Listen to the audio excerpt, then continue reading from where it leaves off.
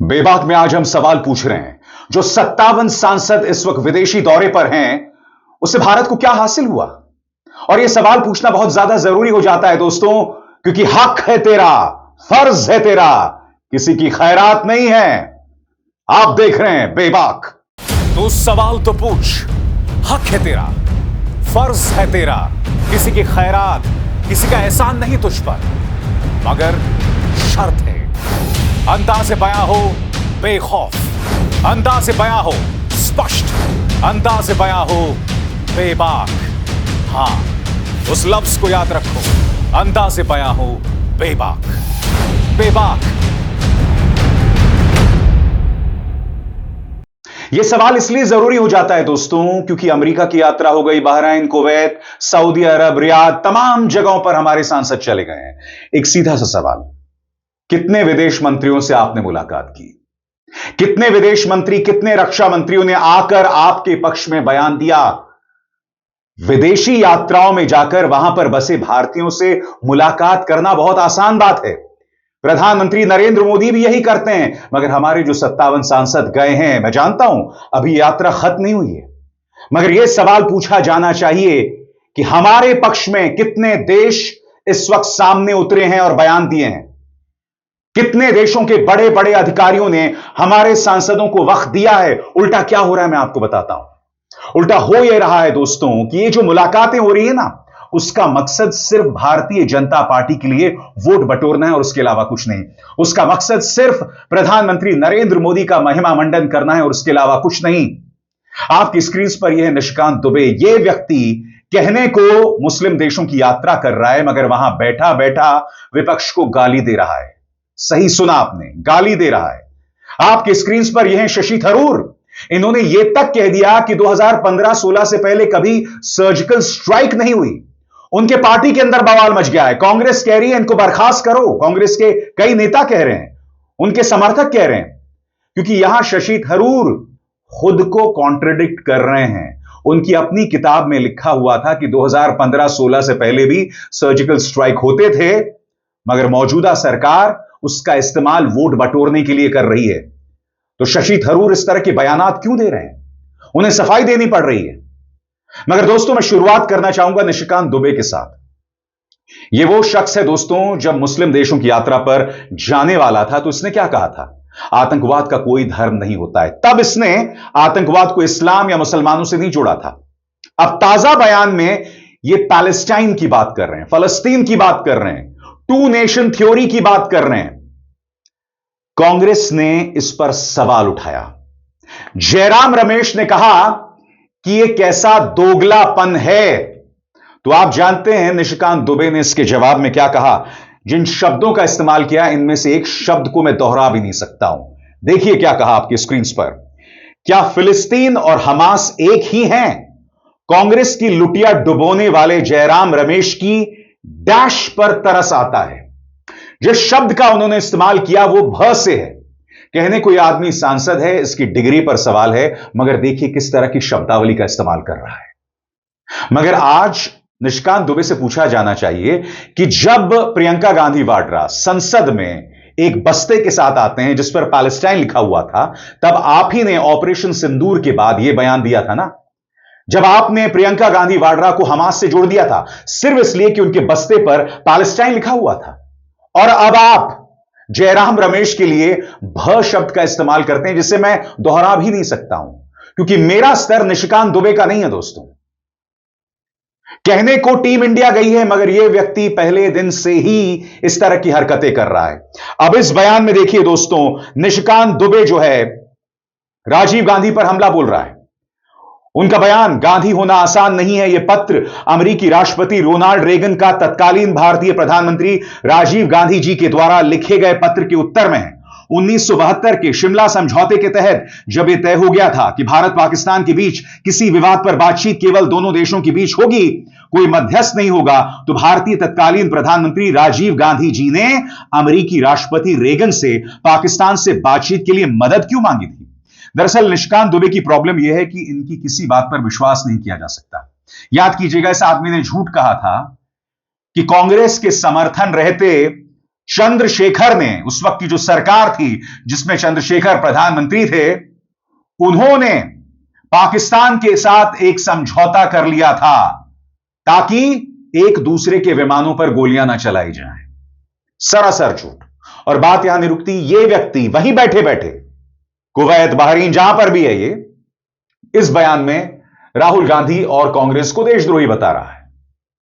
तो फिर मैं आपसे पूछना चाहता हूं, आप जो तमाम देश जा रहे हैं, निशिकांत दुबे, कितने राष्ट्राध्यक्षों ने आपसे मुलाकात की, कितने विदेश मंत्रियों ने आपसे मुलाकात की? आप वहां पर जाकर एएनआई के सामने प्रेस कॉन्फ्रेंस कर रहे हैं, उनके कैमरे के सामने प्रेस कॉन्फ्रेंस कर रहे हैं।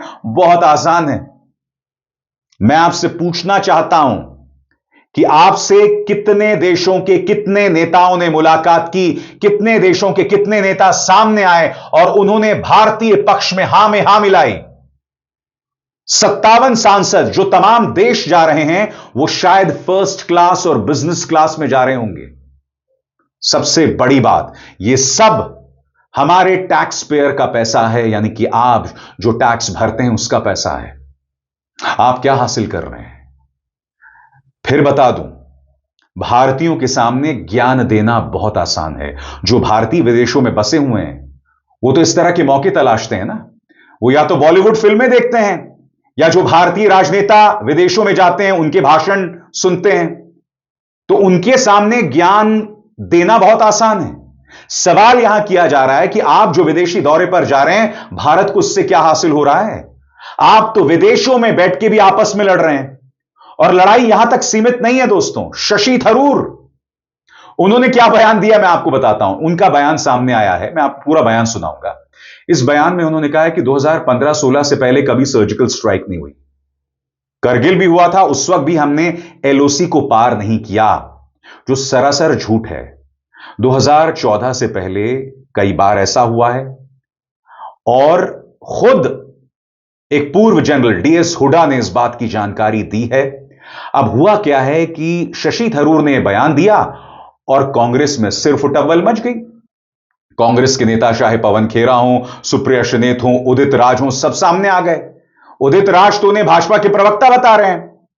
सबसे पहले सुना जाए शशि थरूर क्या कह रहे हैं और फिर मैं इसकी चर्चा करूंगा। But what has changed in recent years is that the terrorists have also realized they will have a price to pay. On that, let there be no doubt. When, for the first time, India breached the line of control between India and Pakistan to conduct a surgical strike on a terror base, a launch pad, the Uri strike in September 2015, that was already something we had not done before. Even during the Kargil war, we had not crossed the line of control. In Uri we did. Then came the attack in Pulwama in January 2019. This time we crossed not only the line of control, we crossed the international border and we struck a terrorist headquarters in Balakot. This time we have gone beyond both of those. We have not only gone beyond the line of control and the international border, we have struck at the Punjabi heartland of Pakistan by hitting terror bases, training centers, terror headquarters in 9 places in both. और आगे बढ़ने से पहले एक जरूरी संदेश। मेरे कार्यक्रमों के लिए आप नोटिफिकेशन का इंतजार मत कीजिए। मेरे चैनल में जाइए और खुद जाकर कार्यक्रम देखिए और रहिए अपडेटेड। और हां, ज्वाइन कीजिए मेरा चैनल। देखिए यह जरूरी संदेश। स्वतंत्र और आजाद पत्रकारिता का समर्थन कीजिए। सच में मेरा साथी बनिए। बहुत आसान है दोस्तों। इस ज्वाइन बटन को दबाइए और आपके सामने आएंगे ये 3 विकल्प। इनमें से एक चुनिए और सच के इस सफर में मेरा साथी बनिए। अब इसके जवाब में उदित राज क्या कहते हैं मैं आपको बताता हूं। मेरे प्रिय शशि थरूर, काश मैं प्रधानमंत्री नरेंद्र मोदी को मना लेता कि वो आपको भाजपा का सुपर प्रवक्ता घोषित कर दें, यहां तक कि भारत आने से पहले ही विदेश मंत्री घोषित कर दें। आप कांग्रेस के स्वर्णिम इतिहास को यह कहकर कैसे बदनाम कर सकते हैं कि प्रधानमंत्री मोदी से पहले भारत ने कभी एलओसी और अंतर्राष्ट्रीय सीमा पार नहीं की। 1965 में भारतीय सेना ने कई जगहों पर पाकिस्तान में प्रवेश किया, जिससे लाहौर सेक्टर में पाकिस्तानियों को पूरी तरह से आश्चर्य हुआ। 1971 में भारत ने पाकिस्तान के 2 टुकड़े कर दिए और यूपीए सरकार के दौरान कई सर्जिकल स्ट्राइक की गई, लेकिन राजनीतिक रूप से इसका ढोल नहीं पीटा गया। जिस पार्टी ने आपको इतना कुछ दिया, उसके प्रति आप इतने बेईमान कैसे हो सकते हैं? उदित राज कह रहे हैं कि आप भाजपा के आदमी बने हुए हैं। अब मैं आपको बताता हूं दोस्तों, सुप्रिया श्रीनेत ने यह ट्वीट किया है जो आपके स्क्रीन पर है। यहां पर लेफ्टिनेंट जनरल डीएस हुडा क्या कह रहे हैं? हमारी सेना 2016 से पहले भी सर्जिकल स्ट्राइक करती रही है।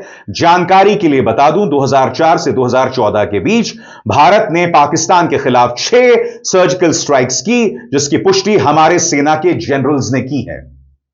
यहां पर सुप्रिया श्रीनेत सीधे प्रहार कर रही हैं शशि थरूर पर। इनफैक्ट कांग्रेस जो है एक विदेशी एजेंसी का हवाला दे रही है, जिसमें बताया गया है कि 2011 में भी उस वक्त की कांग्रेस सरकार ने सर्जिकल स्ट्राइक किया था।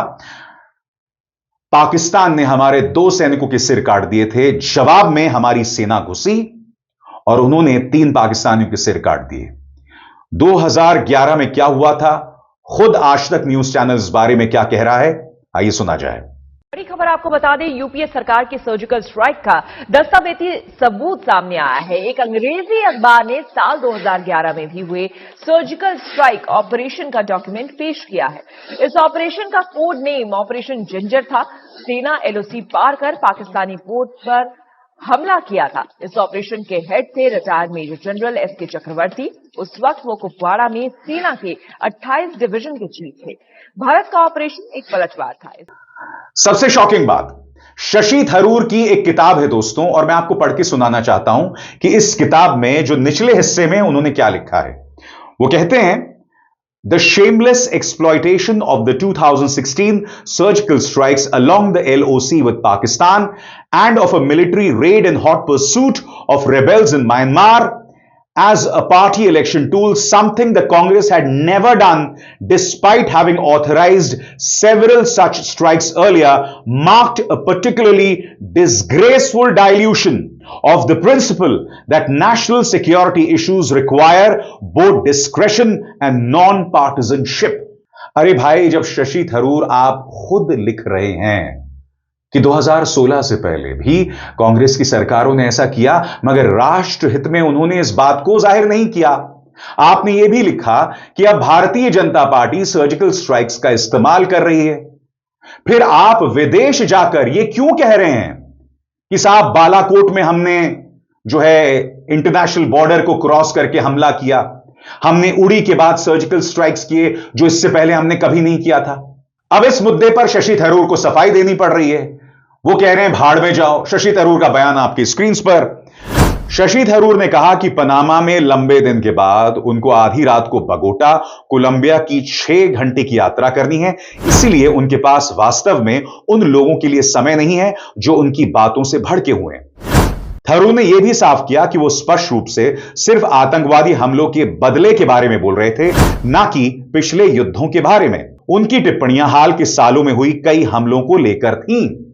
मगर फिर मैं आपसे पूछना चाहता हूं, 57 सांसदों की इस यात्रा के चलते कांग्रेस के अंदर सिर्फ टबल शुरू हो गई। शशि थरूर को बाहर करने की मांग शुरू हो गई।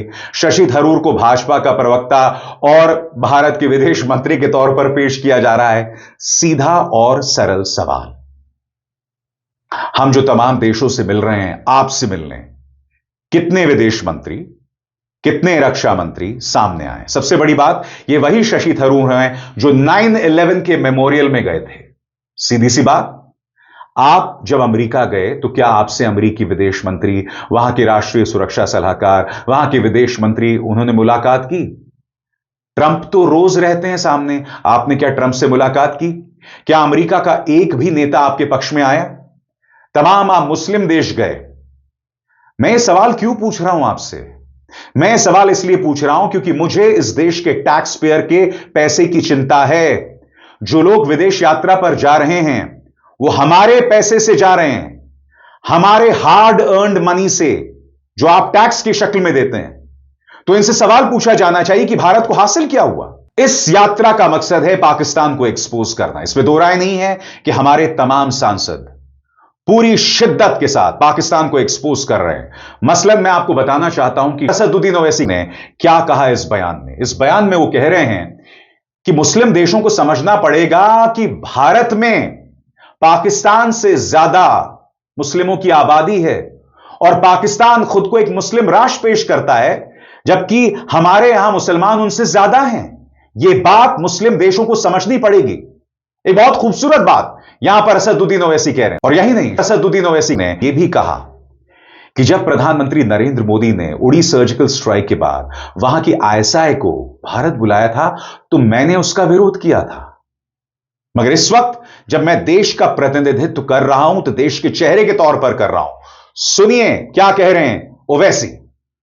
Pathankot happened after my Prime Minister went to Pakistan uninvited, and I want to put it on record, I was the one who criticized him for going over there. There were many opposition parties who criticized why did my Prime Minister went uninvited from Afghanistan to Nawaz Sharif's place, but our air base was attacked and we lost many personnel over there. The Prime Minister said Pakistan wants proof, you send your own team. Can you imagine any country inviting a neighboring country's spy agency to come to Pathankot? They were invited, they had seen, they were given all the records, but nothing moved, nothing happened. So this talk of, oh, why don't you speak to Pakistan? Who do we speak to Pakistan? You know, we have been cooperated with them, but Pakistan had never been forthcoming. तो साफ है, जहां तक भारत की बात रखने का मुद्दा है, हमारे सांसद वो बखूबी कर रहे हैं। मगर बड़ा सवाल, ये तो आप भारत में बैठकर कर सकते थे। रोज तमाम जो 57 सांसद हैं यहीं भारत में बैठ जाते, प्रेस कॉन्फ्रेंसेस करते। आप रोज प्रेस कॉन्फ्रेंस करते, पाकिस्तान को एक्सपोज करते। आप वहां जा रहे हैं, क्या आपसे कोई नेता मिल रहा है? यह पूछा जाएगा ना। इससे क्या हासिल हो रहा है? क्योंकि अब तक तो ना विदेश मंत्रालय ने कोई प्रेस कॉन्फ्रेंस किया है, ना भारतीय जनता पार्टी ही कुछ कर रही है। प्रधानमंत्री नरेंद्र मोदी तो रोड शो कर रहे हैं। तो सीधी सी बात, ये अहम सवाल हैं और हम इन्हें नजरअंदाज नहीं कर सकते हैं। और अगर मैं आपके सामने ये बात रख रहा हूं तो मैं देशद्रोही नहीं हूं। मुझे परवाह अपने देश की है। मुझे परवाह नहीं है कि ये जो सवाल आज मैंने अपने मंच पर उठाए, आप में से कुछ लोग मेरे ही देशभक्ति पर सवाल उठाएंगे। अपने दिमाग को खंगालिए, ब्रेन वॉश्ड मत होइए। गौर कीजिए उस एक एक शब्द पर जो आज मैंने आपके सामने रखा, क्योंकि यही सही मायने में देशभक्ति है। This is national interest. राष्ट्रहित सर्वोपरि सिर्फ डायलॉग नहीं है मेरे लिए, इसे महसूस करता हूं मैं। अभिसार शर्मा को दीजिए इजाजत। नमस्कार।